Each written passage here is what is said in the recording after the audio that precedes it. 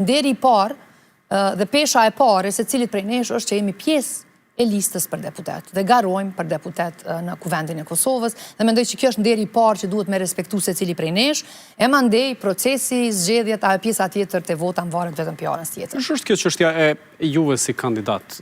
Ka shumë dhe prej 110 emrave potencialisht një përqindje më e vogël e tyre do t'jetë në kuvend, po a është gara kryesore brenda llojit, brenda partisë, apo me kandidatët për deputet të subjekteve të tjera? Qysh e koncentroni fushatën? Shikoni, tash kjo fjala brenda llojit gjithmonë e kom një prej fëmijë kur kom qenë pjesë e garave ndryshme dhe në çdo garë ka ambicie. Ambicia është gjë shumë e natyrshme dhe normale dhe nuk mund ta cënojmë si të tillë, sepse ti kur hyn në garë secili prej nesh ka dëshirë të performoj edhe të ketë sukses. Por suksesi nuk matet gjithmonë vetëm a bëhesh. Ka procese të ndryshme. Dikush bëhet më herët pa qenë në këto lloj garash. Dikush bëhet në proces të garave. Mund të jetë figure mirë dhe e rëndësishme lokale, por jo shumë e njohur në kontekst të Kosovës.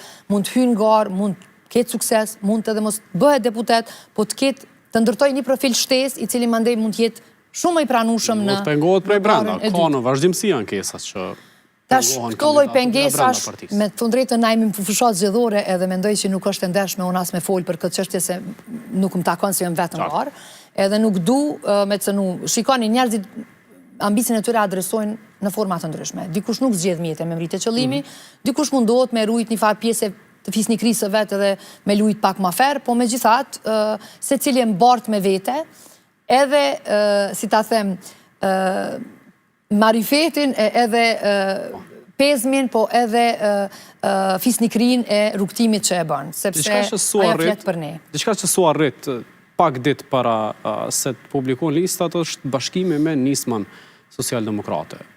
A keni qenë pro këtij bashkëpunimi ose bashkimi një listë të përbashkët me këtë subjekt? Unë nuk du të përgjigjem këtë pyetje për një fakt sepse është çështje e mbyllur tashmë dhe çka do që të flas është me të drejtën e kotë. Mendoj që është e zauru si diskutim. Lima e la të hapur që të bashkëpunoni pastaj në kuvend.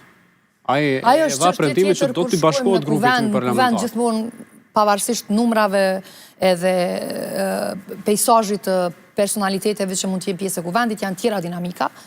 Por çështja Limaj me që është lista e mbyllur, me të drejtën nuk isha dashme me diskutu tutje.